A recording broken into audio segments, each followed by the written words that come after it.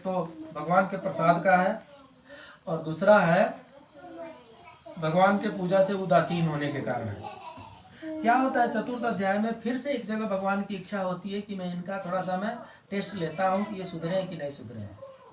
तो भगवान फिर से टेस्ट लेते हैं और उस टेस्ट में फिर से साधु वाणी फेल हो जाते हैं।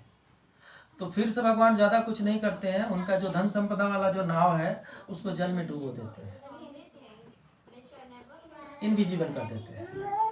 फिर से उनके शरण में ये जाते हैं। भगवान इस बार बड़ी डांटते हैं, हे साधु वणिक ऐसा क्यों करते हो, बारंबार मेरे पूजा से उदासीन होने के कारण ये दुख प्राप्त होता है, ऐसा क्यों करते हो।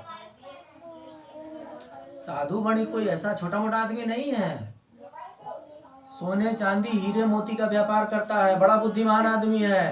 और बुद्धिमान आदमी का मतलब पता है क्या होता है, तर्कशील आदमी होता है। हाँ?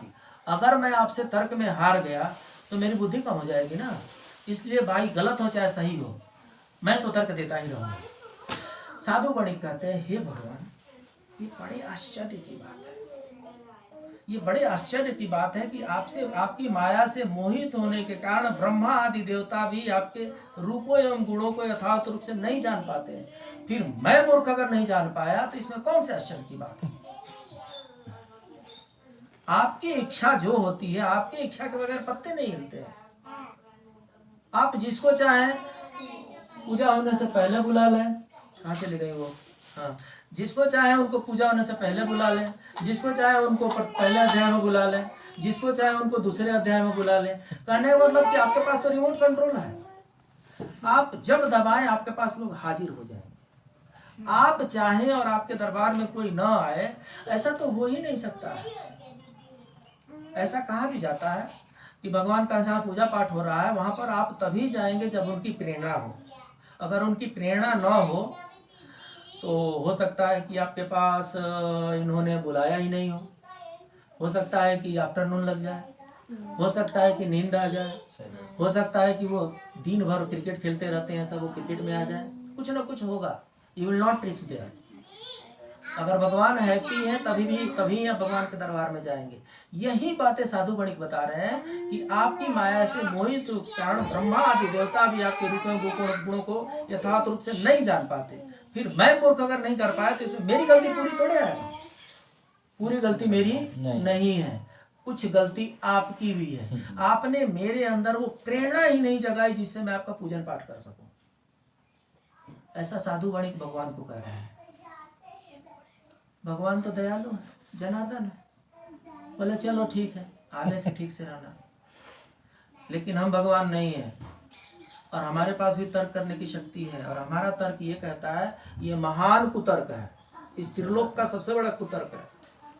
बाल बच्चों के साथ कैसे रहना है, ऑफिस में कैसे काम करना है, कौन सी पढ़ाई करना है कौन सी नहीं करना है, क्या मुझे खुद से खाना चाहिए, बच्चों को खाना चाहिए, किससे मुझे कैसे बात करना चाहिए, किससे मुझे कैसे मिलना चाहिए, किससे मुझे ऐसा करना चाहिए जिससे मुझे अत्यधिक लाभ की प्राप्ति हो, इन सब की बुद्धि मेरे पास है। और भगवान का पूजा पाठ करना हो तो मैं एक्सपेक्ट कर रहा हूँ कि भगवान जो है शंख चक्र गदा पद्म विभूषण से विभूषित होकर के और सामने प्रकट होते हैं अपने असली रूप में और बोलेंगे पंडित जी मेरा पूजा पाठ कर लेना। अतिशयोक्ति हो जाएगी भाई, अतिशयोक्ति हो जाएगी। अगर भगवान ने हमें प्रेरणा दिया भूख का, तो भगवान ने हमें प्रेरणा दिया उनके दरबार में भी जाने का। हम जो कुछ भी ग्रहण करते हैं भगवान का प्रसाद ग्रहण करते हैं, रोटी सब्जी बनी हो चाहे दाल बनी हो, वहां पर तोदियम वस्तु गोविंदम तुभमेव समर्पित कीजिए, तुलसी दल डालिए, भगवान को आपने समर्पित कर दिया, अब आप ग्रहण कीजिए, हो गया। कोई अलग से करने की जरूरत नहीं है। जो भी भगवान ने अर्पित किया है भगवान को अर्पित कर दीजिए और फिर आप ग्रहण कीजिए। भगवान सूक्ष्म रूप में ग्रहण करते हैं और हम लोग भौतिक रूप में ग्रहण करते हैं, स्थूल रूप में हम लोग ग्रहण करते हैं। तो इसलिए भगवान तो उन पर प्रसन्न हो जाते हैं, उसके बाद से उनका सारा रेस्टोरेशन हो जाता है। रेस्टोरेशन होने के बाद से अपना पूजा पाठ करते हैं, भगवान से क्षमा याचना करते हैं, उसके बाद से अपनी सारी धन संपदा लेकर के घर पर बाहर चले जाते हैं। दूसरी चीज इसमें यह है कि दूसरी चीज है कि जहाँ कहीं भी भगवान का पूजन पाठ हो रहा हो वहां से भगवान का प्रसाद लेकर के ही प्रस्थान करना चाहिए। वो क्या होता है, जिस समय ये साहब दुकान से खरीदे उस समय ये बनाना था, ये एप्पल था, ये कुकुम्बर है, ये पता नहीं डॉट डॉट डॉट जितने भी ये चीजें ये सब इन्होंने खरीदा। बनाना क्या है, द्रव्यवाचक संज्ञा है, मटेरियल नाउन है। जिसको तौला नापा गिना जा सके उसको मटेरियल नाउन कहते हैं, द्रव्यवाचक संज्ञा कहते हैं। जिस समय आपने खरीदा ये सब द्रव्यवाचक संज्ञा थे, चाहे आपने तौल करके लिया हो, चाहे नाप करके लिया हो, चाहे गिन करके लिया हो। जब भगवान पर इसको अर्पित कर दिया गया, अब इसमें भगवान का आशीर्वाद आ गया है।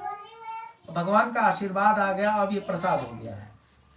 प्रसाद लेना मतलब भगवान का आशीर्वाद लेना, प्रसाद न लेना इसका मतलब कि भगवान के आशीर्वाद का तिरस्कार करना। त्रिलोकीनाथ के नगर में रहना है तो भगवान के आशीर्वाद का तिरस्कार करके कब तक सुखी रहेंगे? सही बात। इसलिए जहाँ कहीं भी पूजा पाठ हो रहा हो, प्रयास ये करना चाहिए कि जो प्रसाद है उसको लेकर के ही प्रस्थान करना चाहिए।